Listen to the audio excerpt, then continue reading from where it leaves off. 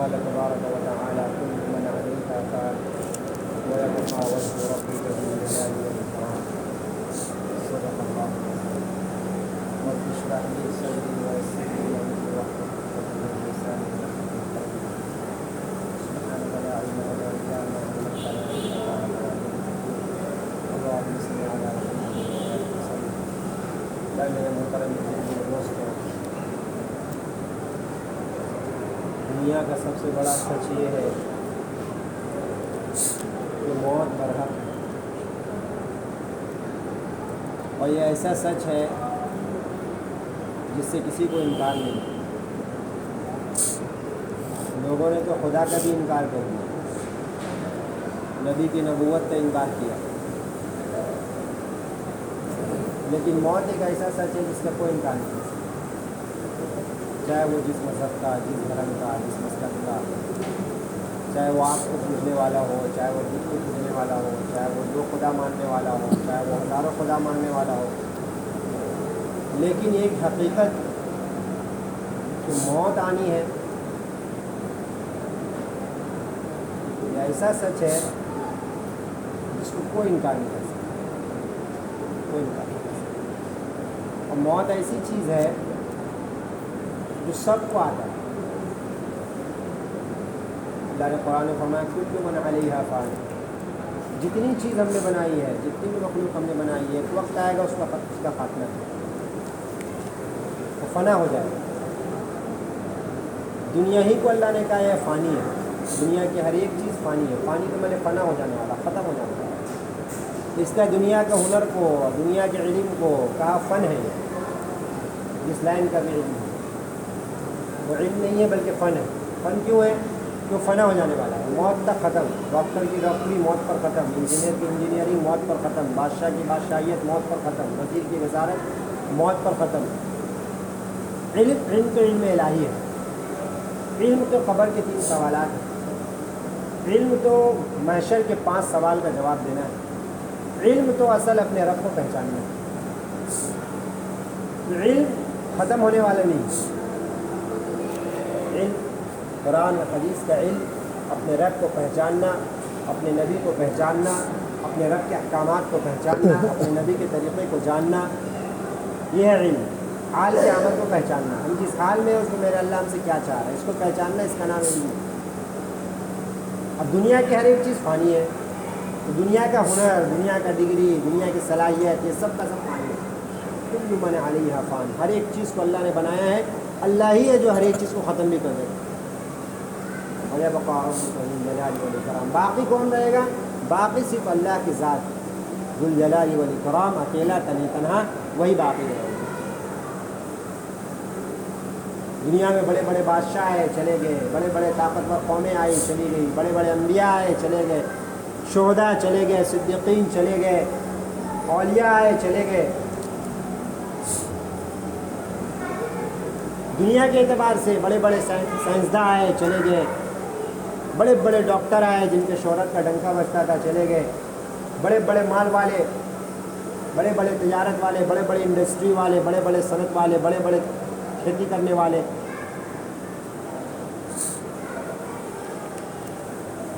یہ سب سے بڑا سچ ہے اور سب سے بڑا اٹل حقیقت ہے کہ موت آنا ہے۔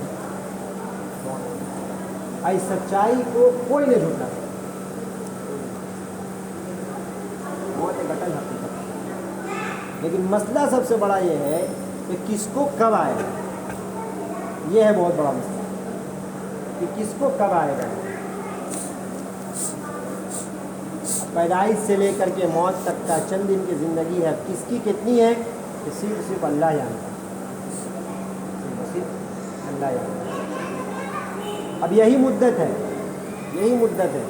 حضرت علی رضی اللہ عنہ کا قول ہے کہ انسان جب دنیا کے اندر میں آتا ہے اور دنیا سے لے کے وہ قبر کی طرف دوڑ رہا ہے، دنیا سے لے کر ماں کی گود سے آیا، ماں کی گود سے قبر کی گود کی طرف یہ دوڑ رہا ہے تیزی سے۔ گھڑی کا ہر ایک کانٹا اس کی زندگی کا ایک ایک لمحہ کو کم کرتا چلا جا رہا ہے۔ ایک دن گیا، زندگی کا ایک دن چلا گیا اور یہ کبھی نہ لوٹے گا۔ ایک رات گزر گئی، زندگی کی ایک رات گزر گیا، کبھی نہیں آئے گا یہ رات دوبارہ۔ یہ رات، یہ دن، یہ لمحہ جو گزر گیا، اس نے کہا دنیا گزرگاہ ہے، دنیا گزرگاہ ہے، دنیا میں مسافر کی طرح رہو۔ کب ملک الموت علیہ السلام آ جائے، ہمارا وقت آ جائے، ہم چلیں۔ فکر اس بات کی کرنی ہے کہ ہم جب دنیا سے جا رہے ہوں، ہم اپنے خالق کو، اپنے مالک کو، اپنے بنانے والے کو پہچان کر جا رہے ہیں۔ ہم جب دنیا سے جا رہے ہوں تو میرے دل کے اندر میں ایسی کیفیت ہو کہ ہم ملک الموت کا استقبال کریں۔ اس نے فرمایا کہ موت تو مومن کے لیے تحفہ ہے۔ موت کیا ہے؟ موت مومن کے لیے تحفہ ہے۔ موت محبوب سے ملنے کا دروازہ ہے۔ موت کیا ہے؟ ایمان والوں کے لیے کہا والذین آمنوا اشد حبا للہ، کہ ان کے دلوں کے اندر میں، ایمان والے کے دلوں کے اندر میں سب سے زیادہ محبت تو اللہ کی ہوتی ہے۔ محبت کس کی ہوتی ہے؟ اشد حبا للہ، سب سے زیادہ محبت اللہ کی ہوتی ہے۔ تو اللہ ہمارا محبوب ہے، تو محبوب سے ملنے کے لیے جو راستہ ہے، جو دروازہ ہے، وہ تو موت ہے۔ اس سے اللہ والوں کو موت محبوب ہوتا ہے۔ اولیاء اکرام ملک الموت کو دیکھ کر کے، ارے اتنے دنوں سے تو آپ کا ہی انتظار تھا۔ کیوں انتظار تھا؟ کیونکہ محبوب سے ملنا ہے۔ اللہ محبوب ہے، اللہ سے ملنا ہے، اللہ کا دیدار، اللہ کا انعام، اللہ کا مہمان خانہ، اللہ کی مہمان نوازی۔ وسقاہم ربہم شرابا طہورا، وہ اللہ ساقی بنے گا اپنے بندے کا، اعلان کرے گا ارجعی الی ربک راضیۃ مرضیہ فادخلی فی عبادی وادخلی جنتی، محبت کے ساتھ، پیار کے ساتھ، اے میرے بندے میں راضی ہو گیا تجھ سے، اب داخل ہو جا میری جنت میں، رب کی رضا کے ساتھ، رب کی رضا کے ساتھ۔ سب سے بڑی نعمت جو قیامت میں اور آخرت میں ملے گی وہ یہی ہوگی کہ اللہ کی رضا حاصل ہو جائے۔ دنیا میں انسان اس فکر میں میرا رب راضی ہو جائے، میرا رب راضی ہو جائے، اور آخرت میں اللہ اعلان کرے گا میرے بندے میں راضی ہو گیا تجھ سے، اب میرے جنت میں داخل ہو جا۔ تو موت تو دروازہ ہے، موت تو دروازہ ہے۔ پہلا استقبال قبر میں، پہلی خاطرداری قبر میں۔ باراتیں دور دور جاتی ہیں، 1 کلومیٹر 2 کلومیٹر دور میں روک کر کے پہلے وہاں اس کو چائے پانی ناشتہ کھلا کر کے پھر اس کے بعد جہاں ہوٹل میں جانا ہے، جہاں رکنا وہاں پہنچائے۔ تو مومن کے لیے تو قبر ایسے ہی ہے، قبر میں پہنچا ہے، سوال جواب ہونا ہے۔ اب اس کے بعد جنت کا بستر، جنت کی کھڑکی، وہیں سے جنت کا نظارہ، جنت کی ہوائیں، جنت کی خوشبوئیں، جنت کی حوریں وہاں سے نظر آ رہی ہیں۔ نظارہ کر لیا، اب اعلان سو جا، ایسا سو جا جیسے پہلے رات کی دلہن سوتی ہے۔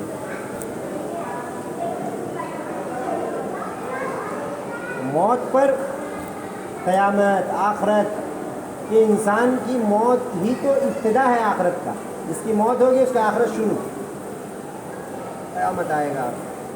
جس کی موت ہوگی اس کی قیامت شروع۔ اگر دنیا میں اپنے دل کو بنا کر گیا ہے اور زندگی حضور پاک صلی اللہ علیہ وسلم کے طریقے کے مطابق بنا کر کے گیا ہے، اسلام کی زندگی، اسلامی تعلیمات کے مطابق زندگی گزار کے گیا ہے، تو پھر استقبال قبر سے ہی ہے، بلکہ اس سے بھی پہلے یہ روح قبض کرنے کے لیے جو آئیں گے 5 فرشتے، تو 500 فرشتے ساتھ میں، ہر ایک کے ہاتھ میں گلدستہ، اور ایسا گلدستہ جس میں جنت کا پودا ہے، اور ہر پودا الگ الگ، ہر ایک کی خوشبو الگ الگ۔ گلاب کا پھول ایک پیس ایک لے کر کے کھڑا رہتا ہے، یہیں سے استقبال روح لینے کے لیے آیا جا رہا ہے۔ نیک بندہ، سعید بندہ، اللہ کا فرمانبردار بندہ، جس نے دنیا سے اپنا دل کو موڑ لیا تھا، اللہ سے لو لگا لیا تھا، اللہ کے حکم کے مطابق ساری زندگی گزاری تھی، نبی صلی اللہ علیہ وسلم کے طریقے کے مطابق ساری زندگی گزاری تھی، اب اس کے لیے استقبال یہاں سے شروع ہو رہا ہے کہ ایک نہیں 500 فرشتے آ رہے ہیں۔ روح کو محبت سے نکالا جا رہا ہے، ایسے نکالا جیسا آٹے میں سے بال نکالا جاتا ہے۔ روح کو ایسا نکالا جا رہا ہے کہ بغل میں بیٹھے والے کو بھی سمجھ میں نہیں آ رہا ہے کہ رخصت ہو گئے۔ روح کو ملائے اعلیٰ میں لے کے جایا جا رہا ہے. اب تمام آسمانوں پر مرحبا مرحبا اے روح سعید روح، سلام مرحبا کے نعرے. اللہ کے عرش کے سامنے سجدہ ریز ہو رہا ہے. پھر اس روح کو لوٹایا جا رہا ہے عالم ارواح کی طرف، عالم برزخ کی طرف، جہاں پہ یہ جب سے دنیا میں آیا ہے اس وقت سے جتنی اس کی زندگی ہے، عالم برزخ میں ایک جسم تیار ہو رہا ہے 60 ہاتھوں کا، اس میں لوٹایا جا رہا ہے. اور یہاں لوگ اس کو غسل دینے میں اور تیاری کرنے میں، اور فرشتے جمگھٹا لگا کر کھڑے ہیں اس کے جنازے کے چاروں طرف. بظاہر میں یہاں پہ لوگ کندھا اٹھا رہے ہیں، وہاں فرشتے بھی کندھا دے رہے ہیں. گھر سے لے کر کے قبرستان تک فرشتے قطار لگا کر کھڑے ہیں، قطار لگا کر کھڑے ہیں. سعید روح جا رہی ہے، زمین رو رہی ہے. کب یہ بندہ میرے اوپر ذکر نہیں کرے گا، یہ تو چلا گیا. آسمان رو رہی ہے، آسمان کے دروازے رو رہے ہیں. اتنا نیک بندہ تھا، اتنا عمل کرتا تھا، اتنے خوبصورت اعمال کرتا تھا، یہ میرے دروازے سے اوپر جایا کرتا تھا، اب تو اس کا دروازہ بند ہو گیا. آسمان بھی رو رہی ہے اس کے جانے پر، اور زمین بھی ماتم کر رہی ہے. یہ جا رہا ہے. کاش ہماری روح بھی ایسی ہو. اس روح کو بنانے کی ضرورت ہے جس روح کا فرشتے مرنے کے ساتھ ہی استقبال کرے اور اللہ کے عرش کے سامنے جا کر وہ سجدہ کرے، اور گھر سے لے کے قبرستان تک استقبال مرحبا. حضرت معاذ رضی اللہ عنہ کا جنازہ اٹھایا گیا، بڑے لہیم شہین تھے. سعد بن معاذ بڑے لہیم شہین تھے، لیکن جب ان کا جنازہ اٹھایا گیا تو بہت ہلکا. منافق لوگ طرح طرح کے بات کہنے لگے. دیکھو اللہ کے نبی نے کہا رہے تجھے کیا پتا کہ تم لوگوں سے زیادہ فرشتوں نے ان کو کندھا دے رکھا ہے. تم لوگوں سے زیادہ فرشتوں نے ان کو کندھا دے رکھا ہے. جتنا تم ان کو نہیں جانتے اتنا فرشتے ان کو جانتے. کہ اللہ اشتیاق میں ہے، اللہ انتظار میں ہے اس کا. دوسری روح ایسی بھی ہوتی ہے جس کو لے جانا فرشتے کو گوارا نہیں ہوتا ہے کہ ایسی روح کو لے کے جایا جائے. بگڑی ہوئی روح، نہ دل کے اندر نہ روح کے اندر اپنے اللہ کو بسایا، نہ جسم پر نبی کے طریقے کو سجایا. اذان کی آواز کانوں تک پہنچتی رہی، اللہ کے ان کے سامنے سجدہ ریز نہیں ہوا، لوگوں کا بھی حق مارا. نکالنے کا من نہیں کرتا، لیکن اللہ کا حکم میں نکالنا ہے. روح نکال کر ٹخنوں پر روک دیا، پھر روح نکال کر گھٹنے پر روک دیا، پھر روح نکال کر پسلیوں پر روک دیا، پھر روح نکال کر پیشانی پہ لے آ کے روک دیا. ایسا کھینچ کر روح نکالا جاتا ہے جیسے ریشمی اون کو جھاڑی میں ڈال کر اس اون کو کھینچا جائے. جسم کی ساری ہڈی ایک بار ٹوٹنے میں جتنی تکلیف ہوتی ہے، روح کی ایک بار نکلنے میں اس کو اتنی تکلیف پہنچائی جاتی ہے.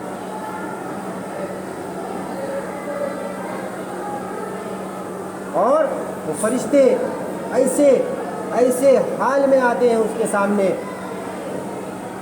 کہ منہ سے آگ کی چنگاری نکل رہی ہوتی ہے اور آنکھ سے بجلیاں نکل رہا ہوتا ہے، ناخن لمبی لمبی ہوتی ہے. جہنم کے آگ میں تپایا ہوا پتری لے کر کے آتے ہیں جو اس کے پیشانیوں اور پسلیوں کے درمیان میں رکھ دیا جاتا ہے. لوگ تڑپتا وہ اس کو دیکھتے ہیں، پیاس کی شدت میں جاتا ہے. اور جب آسمانوں پر وہ روح دی جاتی ہے تو پہلے ہی آسمان میں اس کو دروازہ بند ملتا ہے. اس روح کی جگہ اوپر نہیں ہے، اس کو نیچے پھینکو، یہ نہیں جا سکتی اوپر. اور وہ زمین کے وہ ٹکڑے خوشیاں مناتے ہیں، یہ ظالم چلا گیا، ظالم اللہ کے حکم کو توڑنے والا نافرمان ہر وقت لوگوں کو ستانے والا چلا گیا. خوشیاں مناتی ہے، آسمان میں خوشیاں مناتا ہے. اب یہ ایسے بد کردار، ایسے اعمال اب اوپر نہیں آئیں گے، ایسے گندے اعمال اوپر نہیں آئیں گے. اور ادھر قبر پہلے سے انتظار میں رہتی ہے، جیسے ہی ڈالا جاتا ہے آ جا، تیرا تو انتظار تھا، بہت برا کیا تو جو آیا ہے. بہت دن سے زمین کے اوپر تیرے سارے حرکات کو برداشت کر رہے تھے، آج آیا ہے، آج میرا سلوک بھی دیکھے گا۔ پہلا استقبال ہے، پہلا اس کے ساتھ یہ کہ دونوں زمین کے ٹکڑے، سب سے پہلے زمین اپنا بدلہ لیتی ہے۔ زمین پر چلا، بدکاری کیا، ظلم کیا، لوگوں کو ستایا، مال ہڑپ کیا، سود کھایا، زنا کیا، سب زمین دیکھ رہی تھی، برداشت کر رہی تھی۔ آج میرے سے حوالے ہوا، اب میں توڑوں گا۔ میں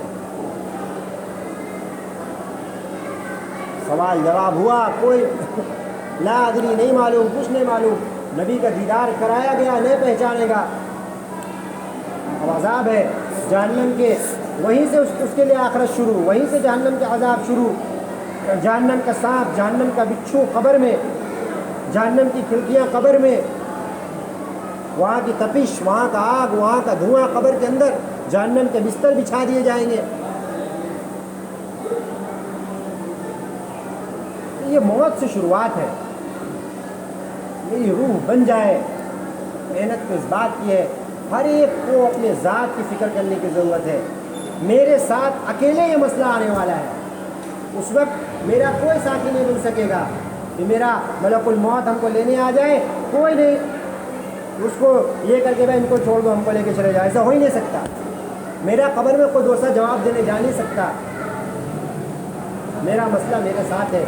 یہ دنیا کی چند دن کی زندگی ہے، گنی چنی سانس ہے، گنا ہوا غذا ہے، اور گنے ہوئے قطرے ہیں جس کو حلق کے نیچے اتارنا ہے۔ جس دن ختم، اس دن جانا ہوگا، اس کو کب جانا ہوگا کسی کو نہیں پتہ، اور اس آخرت کی تیاری کے لیے اللہ پاک نے ہم کو اس دنیا کے اندر میں بھیجا ہے۔ جب اللہ کے حکم کے مطابق جناب محمد رسول اللہ صلی اللہ علیہ وسلم کے طریقے کے مطابق زندگی گزار کر دنیا سے چلے، کہ ہم بھی جب رخصت ہو تو ہمارا روح کا بھی استقبال ہو، ہمارا اللہ ہم سے ملنے پر خوش ہو، ہمارے نبی حوض کوثر پر ہمیں بلا کر اپنے ہاتھوں سے جام کوثر پلاوے، اس جماعت میں ہم شامل نہ ہو جائے جس کو ہمارے نبی دور سے ہی دیکھ کے فرشتے بھی روک دے، اور دور سے دیکھ کر اللہ کے نبی کو کہہ دے سوقن سوقن سوقن، دور ہٹو۔ اس لیے اللہ پاک نے ہم کو اور آپ کو دین کی محنت میں لگایا ہے۔ یہ بہت اونچی محنت ہے، اللہ کا فضل ہے، احسان ہے، کرم ہے کہ اس محنت میں اللہ پاک نے لگا دیا ہے۔ یہ محنت کہ آخرت کا استحضار اس سے پیدا ہوگا، موت ہو، اللہ کے سامنے کھڑا ہو کر حساب دینے کا فکر دلوں کے اندر میں پیدا ہوگا، اور اپنی زندگی کو اللہ کے حکم پر، نبی کے طریقے پر لانے کی فکر پیدا ہوگی۔ اس محنت میں اللہ پاک نے لگایا ہے۔ اب میرے محترم بزرگوں دوستو، یہ محنت بتایا اللہ والوں نے کہ یہ امانت ہے، یہ امانت ہے، اس امانت کی حفاظت کرنے کی ضرورت ہے۔ حفاظت کیا؟ کہ جو دین کے تقاضے ہوں، اس دین کے تقاضے پر ہم ہر وقت تیار رہیں، ہر وقت تیار رہیں۔ کب ہمارا وقت آ جائے دنیا سے جانے کا، اس سے پہلے ہم اپنی تیاری کر لیں دین کے ہر تقاضے پر۔ تو یہ امانت ہے، تو اس امانت کی حفاظت بھی ضروری ہے۔ اس کی حفاظت کیا ہے میرے بھائی؟ ایک تو اپنے آپ کو اس کام میں لگانا، اور دوسرے بھی اللہ والے کہہ رہے ہیں کہ اپنے عملے کی حفاظت۔